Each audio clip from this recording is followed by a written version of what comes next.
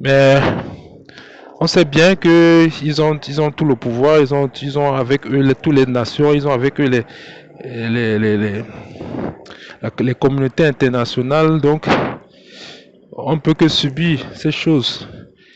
Et donc, c'est pour ça que on peut se demander, est-ce qu'on peut se confier à l'homme? C'est en ce sens qu'on peut dire que on peut pas se confier à l'homme parce que l'homme se laisse manipuler par le diable. C'est comme on vous demanderait de vous confier à votre femme. Euh, bon, je, c'est comme si on peut vous demander de vous confier à un enfant pour toute chose ou à une femme pour toute chose. En fait, pour une chose sur laquelle vous ne pouvez pas vous reposer sur elle.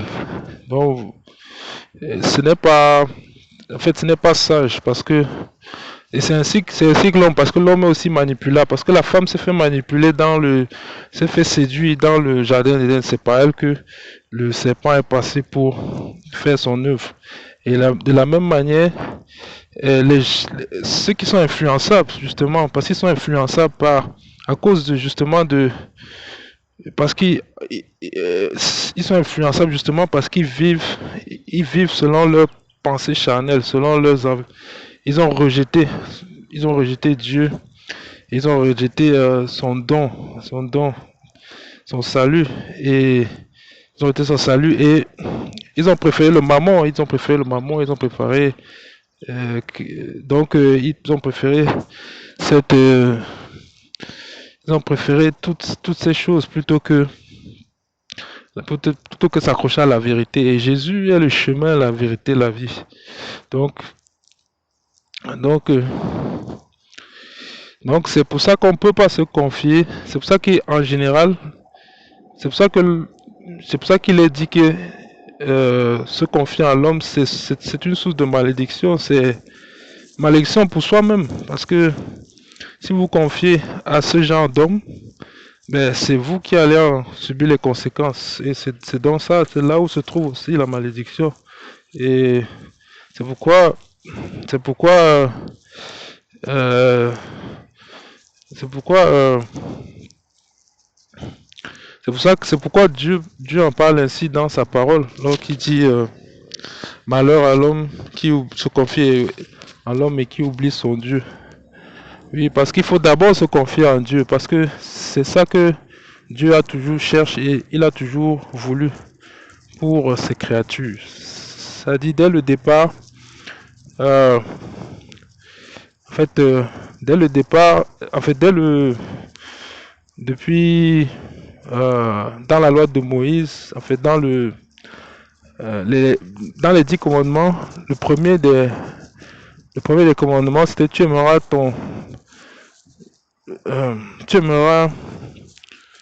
Dieu de tout ton cœur, de toute ta force et de toutes tes pensées.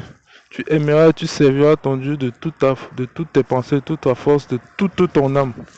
Donc, là, on peut voir que Dieu veut la première place. Il veut une place de choix dans la vie, dans ta vie. Parce que c'est cette place qu'il avait depuis le jardin. Parce que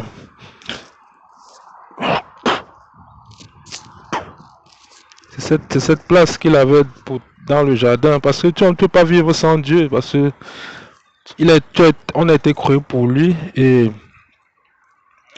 lui aussi, il est, il est aussi pour nous. Donc, sans Dieu, il nous manque on nous manque l'essentiel de ce dont il nous manque tout en fait.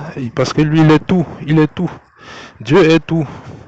Et il dit, I am that I am. Je suis celui qui suis.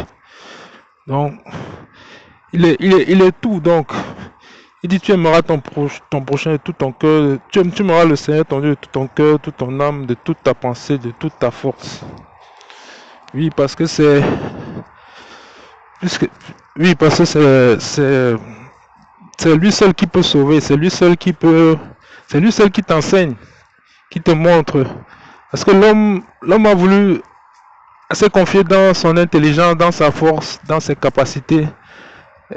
Il n'a pas reconnu que la création, que tout ce qui a été fait par une intelligence qui le dépasse.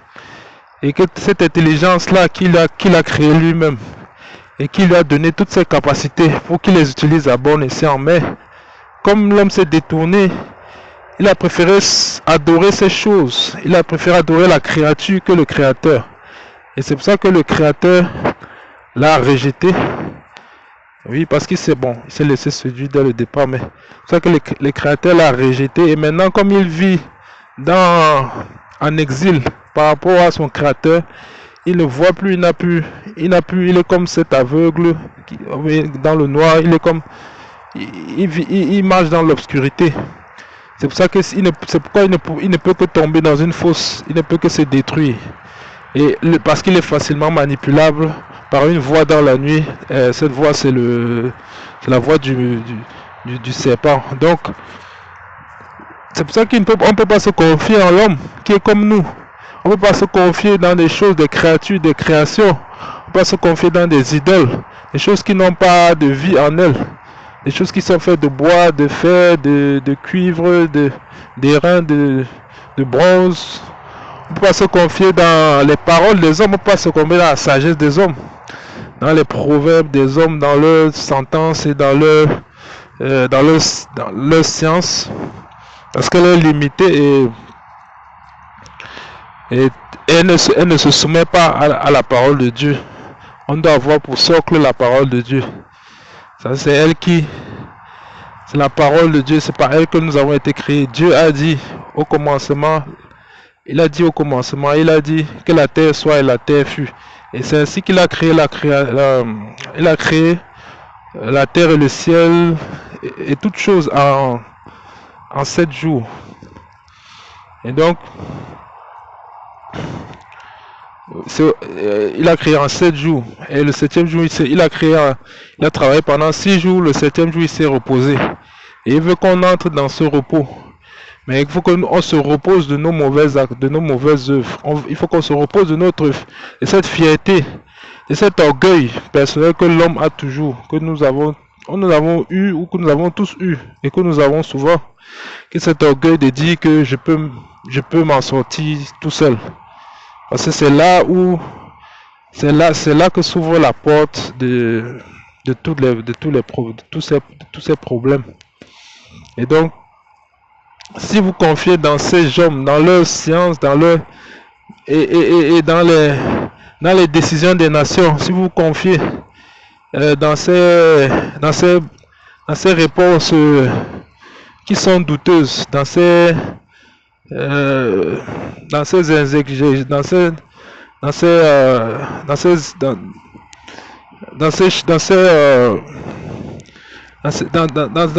ces remèdes qui révèlent plus du remède génétique, qui relève plus du charlatanisme ou bien de la sorcellerie. Donc quand je dis sorcellerie, je veux dire ça relève plus de l'alchimie que de la médecine véritablement, que de la médecine.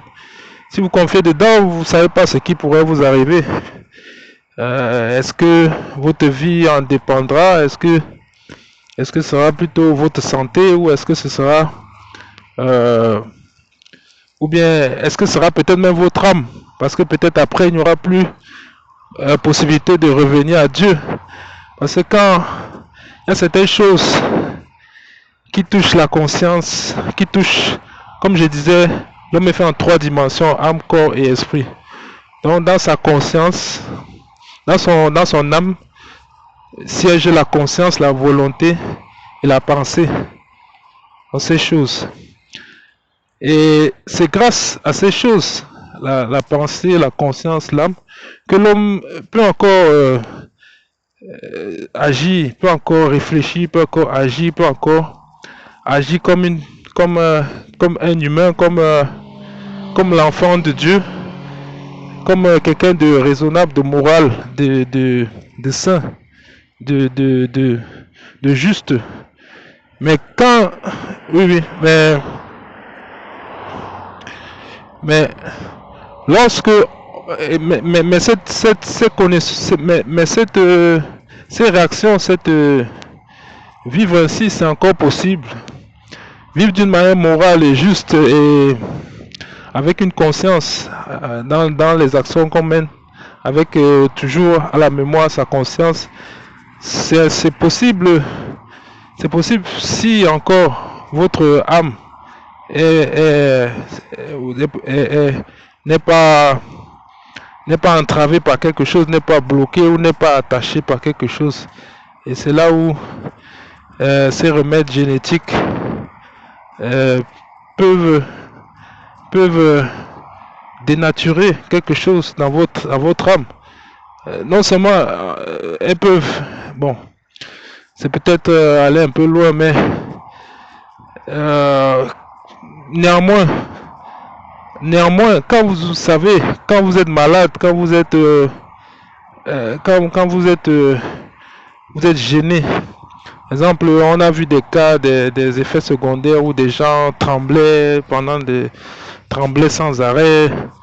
Ils ne pouvaient plus parler normalement, ils ne pouvaient plus. Ils étaient dans une détresse totale. Il y a des symptômes vraiment qui sont, qui font pitié, qui provoquent la pitié, qui provoquent la tristesse aussi. Donc, et, et donc, si vous êtes dans ce cas-là, si vous arrivez, vous prenez ces remèdes et que vous êtes dans ce cas-là, ça va être difficile que votre conscience et votre volonté et votre pensée puissent être centrées, après puis être recentrées en direction de l'Esprit de Dieu, en direction de la parole de Dieu, en direction de la volonté de Dieu. Donc, votre connexion avec le Saint-Esprit va être difficile à mettre, peut-être être difficile à mettre en branle. Donc, votre, ça va être peut-être difficile, voire impossible. Donc, c'est ça qu'il faut considérer. À ce moment-là, il faut faire un choix. Il faut choisir soit le monde, soit Dieu, soit le matériel, le confort d'aujourd'hui, ou soit